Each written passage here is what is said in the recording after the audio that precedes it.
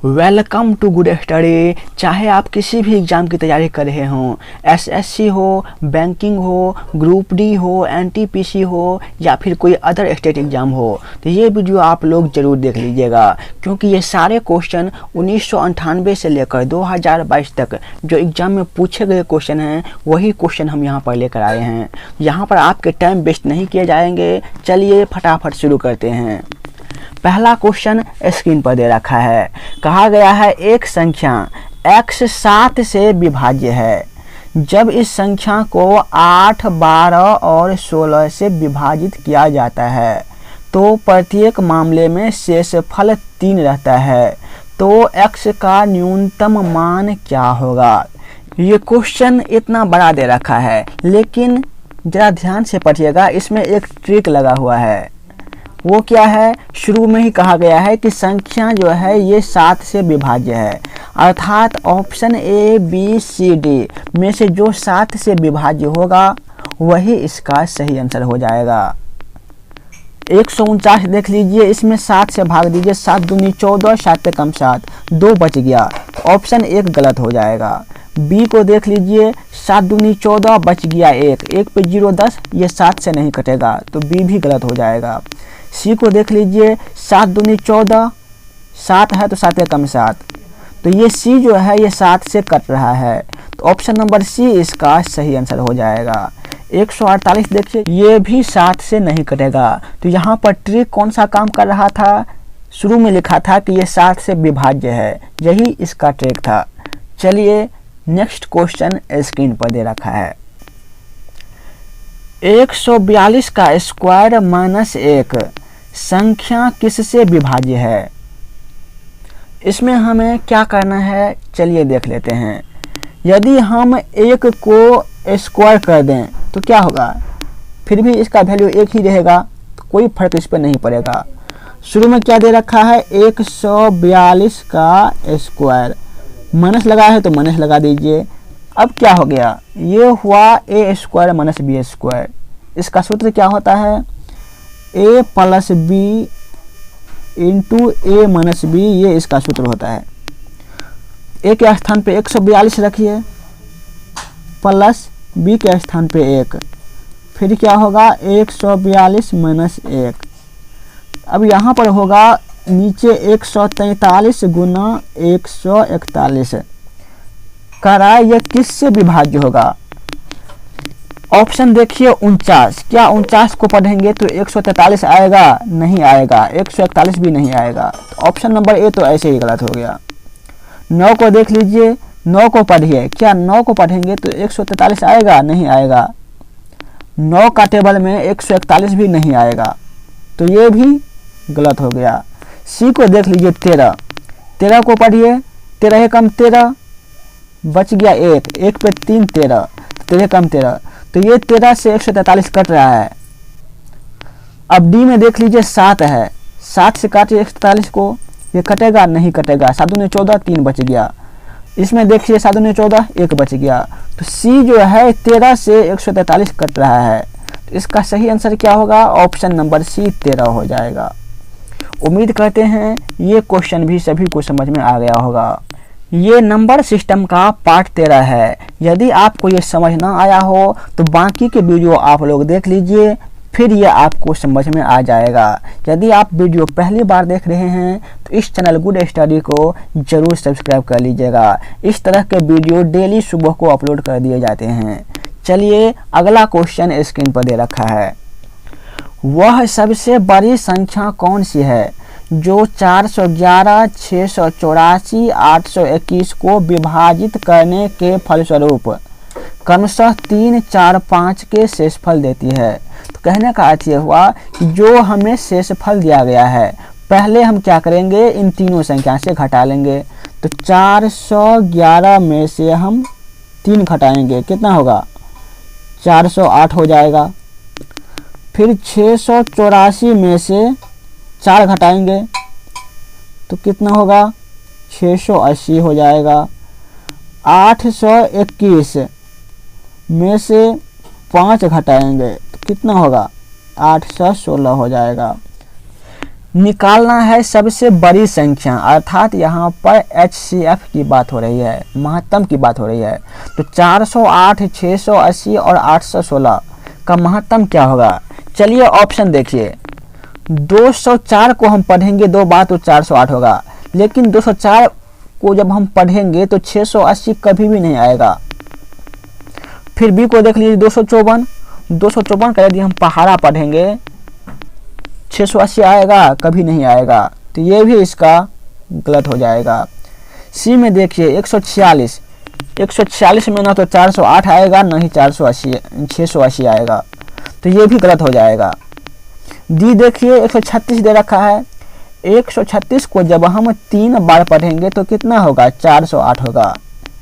136 को जब हम 5 बार पढ़ेंगे तो कितना होगा? 680 होगा। और जब हम 136 को 6 बार पढ़ेंगे तो ये होगा 816। अर्थात 136 ऐसी संख्या है जिससे 408, 680 और 816 तीनों में भाग लग रहा है। तो यही ऑप्शन नंबर डी इसका HCF होगा, ये सबसे बड़ी संख्या होगी। तो ऑप्शन नंबर डी इसका सही आंसर हो जाएगा।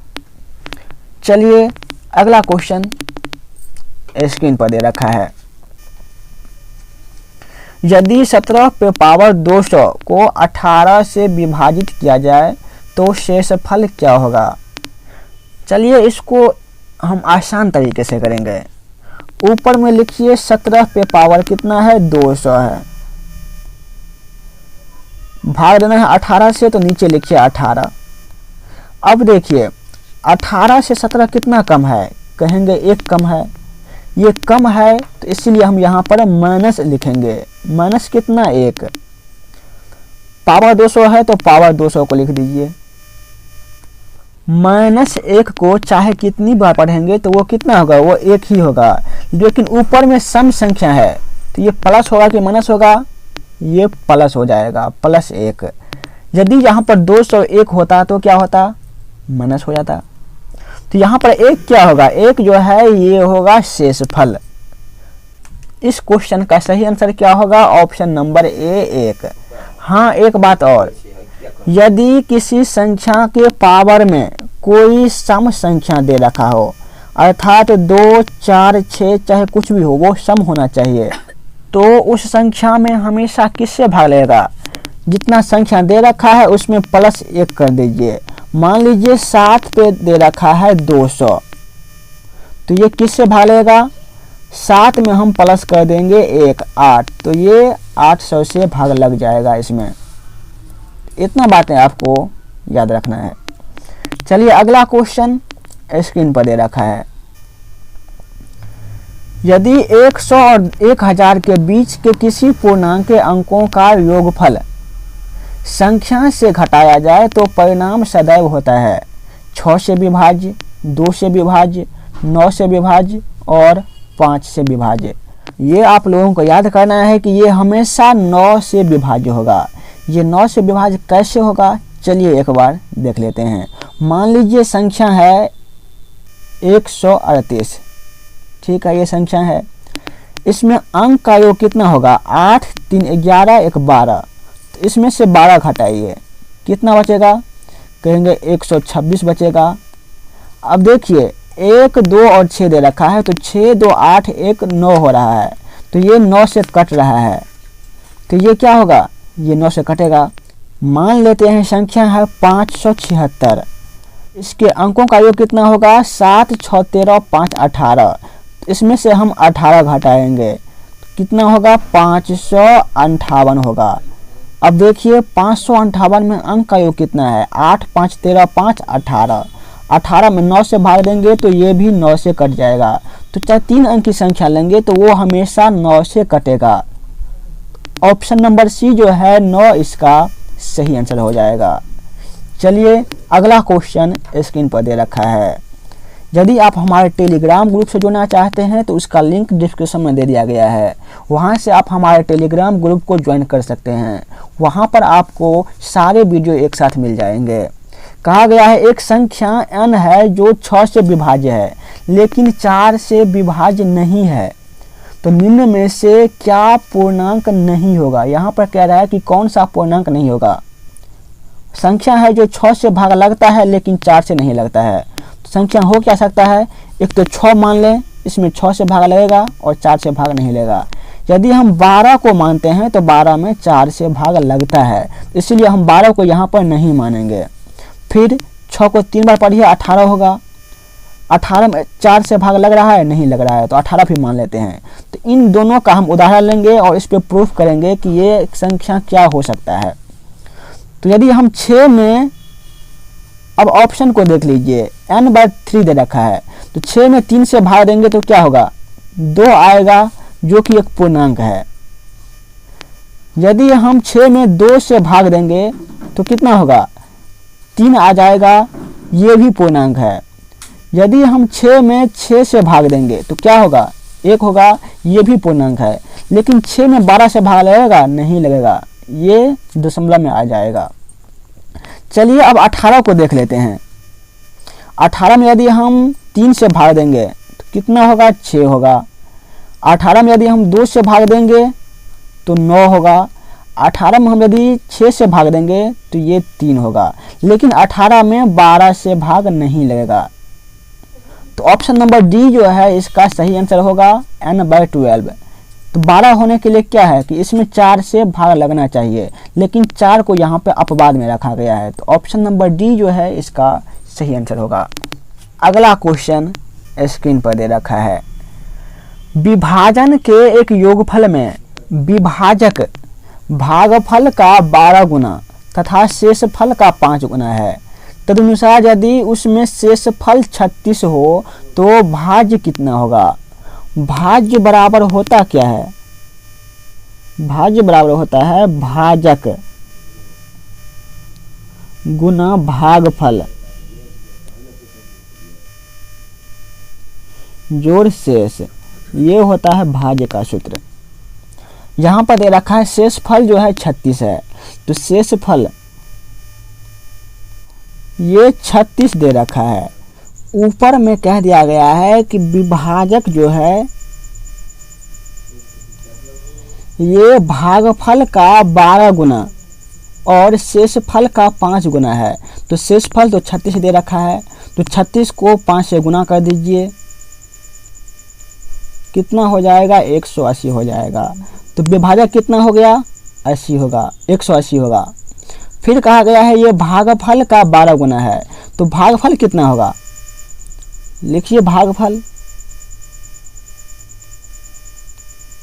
भागफल निकालने के लिए हम 180 में 12 से भाग देंगे तो कितना होगा, 12 कम 12 बच गया 6, 6 पे 0 60, 12 पंचे 60। तो भागफल हो गया 15, 15 का 12 गुना कितना होगा, 180 होगा। तो ये विभाजक हो गया। निकालना है भाज्य, सूत्र ऊपर लिखा गया है भाजक गुना भागफल जोड़ शेष। तो भाजक क्या है, तो भाजक है यही विभाजक 180 गुना भागफल कितना 15 और शेष कितना 36। चलिए इसको करते हैं। अब 15 से गुना कीजिए, 0 होगा, 15 8 120 बच गया 12, 15 कम 15 12 27 प्लस 36, तो यहाँ पर हो जाएगा 2736 इसका सही आंसर। यदि समझ ना आ रहा हो तो वीडियो थोड़ा बैक करके एक बार और देख लीजिएगा। ऑप्शन नंबर सी इसका सही आंसर हो जाएगा। चलिए नेक्स्ट क्वेश्चन स्क्रीन पर दे रखा है। यदि n एक पूर्णांक हो तो n³ - n निम्नलिखित में से किस संख्या से सदैव विभाजित होगा। इस क्वेश्चन का आंसर क्या होगा आप सभी को कमेंट बॉक्स में देना है। यदि आपको इसका सलूशन चाहिए तो कमेंट बॉक्स में यस जरूर लिखिएगा। अगला वीडियो आएगा उसमें पहला क्वेश्चन यही रहेगा। एक बार कमेंट बॉक्स में यस जरूर लिखिएगा। आज के वीडियो में बस इतना ही।